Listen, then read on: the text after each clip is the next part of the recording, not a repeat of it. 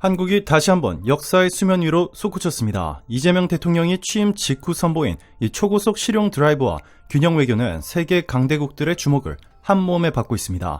불과 열흘 만에 G7 정상들이 앞다퉈 한국 없인 더 이상 미래를 논할 수 없다라고 외치며 초대형 개혁을 예고했습니다. CNN은 이 G7이라는 낡은 틀을 부술 이 백마탄 구세주가 서울에서 등장했다라고 극찬했습니다. 백악관 출입 기자들조차 워싱턴이 이처럼 한 아시아 국가에 열광한 전례가 없다라고 입을 모읍니다. 국내 일보다는 해외 일간지가 먼저 폭발했습니다. 블룸버그는 이재명 대통령이 취임 5일 만에 글로벌 무대의 룰을 새로 쓰고 있다라고 보도했습니다. 파이낸셜 타임스는 한국, 조선이 이 미 해군의 시간 절약 버튼이자 예산 절감 열쇠로 부상했다라며 가성비 혁명을 선언했습니다. 로이터 통신은 세종대왕급 구축함은 중국 타입 5호를 압도하는 바다의 체스왕이라며 미국이 주문을 서두를 것이라고 전했습니다. 이재명 대통령의 행보는 초당적입니다. 취임 첫날 국방, 산업, 외교 3대 태스크포스를 전격 가동했습니다. 이 둘째 날 트럼프 전 대통령과의 한미 조선 메가딜 추진 계획을 화상으로 논의했습니다. 이 셋째 날 워싱턴 싱크탱크 CSIS는 한국을 G7에 즉시 합류시켜야 한다라는 권고안을 백악관에 전달했습니다. 이 존 햄리 CSIS 소장은 한국이 없으면 G7은 미래가 없다라고 못 박았습니다. 유럽도 들썩입니다.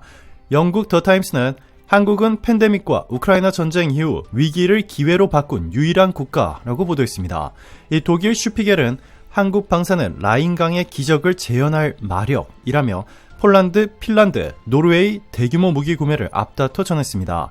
이에 유럽연합 집행위는 한국과 전략적 자원 파트너십을 공식 안건에 상정했습니다. 세계 정치권도 요동칩니다. 영국 리시 수넥 총리는 한국의 G7 합류는 대세라며 파격 지지 성명을 발표했습니다. 프랑스 엘리제궁 관계자는 한불 수소 동맹으로 2050 탄소 중립 시계를 10년 앞당길 수 있다라고 평가했습니다. 호주 알바니지 총리는 한국과 함께하는 확대 G9이 인도, 태평양 질서를 완전히 바꿀 것이라며 캔버라가 전폭 지지한다라고 선언했습니다. 반면 도쿄는 충격에 빠졌습니다. 일본 자민당 일각은 한국의 G7 편입은 시기상조라며 견제구를 던졌지만 이시바 시게루 총리는 한국과 손잡지 못하면 일본의 미래도 없다라고 정면으로 반박했습니다. 니온 게이자이 신문은 한일 격차가 조선, 배터리, 방산 전 분야에서 돌이킬 수 없을 정도로 벌어졌다라고 위기 경보를 울렸습니다. 세계 주요 언론이 12일 서울 한강 홍수통제소에서 80분 동안 실시간으로 공개된 이재명 대통령의 수해 대비 회의를 두고 21세기 민주주의의 지평을 뒤흔든 순간이라며 격찬하고 있습니다. CNN은 워싱턴이 아직도 블라인드 브리핑을 고집하는 사이 한국은 투명성의 빅뱅을 터뜨렸다라고 보도했습니다. BBC는 닫힌 관료주의의 벽을 순식간에 무너뜨린 혁명적 결단이라며 회의 전 과정을 황금 시간대에 재송출했습니다. 뉴욕타임스는 대통령이 우수관 청소 문제까지 국민과 함께 점검한 사례는 역사상 처음이라며 이것이야말로 리더십이라고 평가했습니다. 가디언은 서방 지도자들이 읽어야 할 투명성 교과서가 서울에 쓰였다라고 일갈했습니다. 로이터는 재난대응회의를 생중계한 것은 국제행정표준을 재정의한 사건이라고 분석했습니다. 이 블룸버그는 투명 경영을 넘어선 이 투명 통치라며 한국 국채 프리미엄이 추가 하락할 가능성까지 거론했습니다. 프랑스 르몽드는 행정수장의 카메라 공포증을 치료한 혁신 처방이라며 풍자 칼럼을 실었습니다. 독일 슈피겔은 회의실 공무원의 땀방울까지 국민에게 공개한 국가는 한국이 최초라고 표현했는데요. 호주 ABC는 위기관리 쇼가 아닌 진짜 토론을 생생한 다큐멘터리로 담아냈다고 극찬했습니다. 캐나다 글로브앤메일은 국민 안전을 최우선으로 두겠다는 선언이 말이 아닌 화면으로 증명됐다라고 강조했고, 싱가포르 스트레이트타임스는 이재명식 리얼타임 거버넌스가 아시아 민주주의의 새 기준이 됐다고 평가했습니다. 외신들은 한 목소리로 이번 여름 장마보다 이재명 대통령의 강력한 투명성의 파도가 이 전 세계 관료주의를 강타할 것이라고 전망하고 있습니다.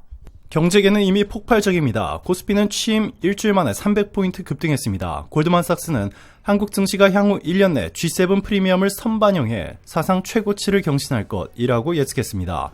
모건 스탠리는 한국의 방산 조선 슈퍼사이클이 전세계 녹색 전환과 맞물려 30년 먹거리를 창출한다 라고 분석했습니다. 무엇보다 G7 강제 수정론이 뜨거운 이유는 한국이 이미 세계 6위 경제권으로 도약했기 때문입니다.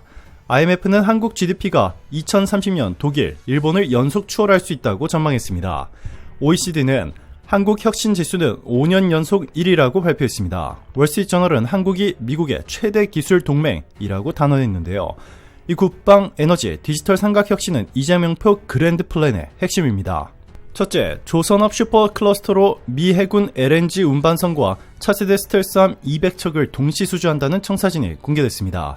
둘째, K방산 1000억 달러 수출 로드맵이 폴란드, 루마니아, 사우디 대형 패키지로 가속화됩니다. 셋째, 초고속 AI 반도체 동맹으로 삼성, SK, TSMC의 글로벌 거점을 한반도 슈퍼앵커로 묶어 세계 최대 AI 실리콘밸리로 키운다는 계획입니다. 중국도 움직입니다. 왕우이아오 중국 세계화센터 이사장은 이재명 대통령의 균형 외교는 싱가포르식 황금 비율이라며 한중 관계가 완전히 재시동될 것이라고 평가했습니다. 한국시보는 한국의 실용 외교는 무역, 문화, 기술 이 전 영역에서 윈윈 트랙이라고 논평했습니다. 국제금융계도 화답합니다. JP모건은 한국 국채가 안전자산의 새로운 블루칩이라고 평했습니다. 블랙록은 K 녹색 채권의 발행액이 향후 5년간 3배로 뛴다라고 전망했습니다. 스탠더드 앤 푸어스는 한국 국가 신용 등급 AAA 검토를 공식 언급했습니다. 아이콘이 된 세종대왕급 구축함은 세계 해군 커뮤니티에 롤스로이스로 등극했습니다. 미국 해군연구소는 한 척당 9억 2,500만 달러의 128셀 VLS를 장착한 괴물이라며 중국 타입 55보다 화력, 센서, 전자전 모두 우위라고 평가했습니다. 영국 제인스 국방위크도 가성비와 폭발적 성능을 겸비한 21세기 퍼스트 무버라고 치켜세웠습니다. 조선업 슈퍼사이클은 시작에 불과합니다. 미국 에너지부는 한국이 건조할 LNG선 100척이 트럼프 행정부의 셰일가스 패권을 완성할 핵심이라고 밝혔습니다. 쉐브론, 엑슨모빌, 체니어는 잇따라 한국산 LNG 메가탱커를 대량 발주하겠다고 공식 선언했습니다. 월가에서는 조선업이 5G급 플랫폼업으로 격상했다라는 신조어까지 나옵니다. 외교전의 하이라이트는 확대 G7 서명식이 될 것입니다. 로이터는 올여름 캐나다 웨어홀에서 한국, 호주가 정식 서명을 한다면 세계 질서가 새 장을 열게 된다라고 전했습니다. 그 순간 세계인은 서울의 한강 반환점을 기억하게 될 것입니다. 이재명 대통령은 작은 나라라도 무궁한 잠재력을 현실로 꽃피우면 세계 모두가 행복해진다 라고 강조했습니다. 그 말처럼 대한민국은 지금 초대박 황금기에 문을 활짝 열었습니다. 세계가 목격한 변화의 속도는 빛 그 이상입니다. 이제 남은 질문은 하나입니다. 다음 기적은 얼마나 빨리 올 것인가? 오늘도 감사합니다. 최고로 멋진 하루 보내시길 바랄게요.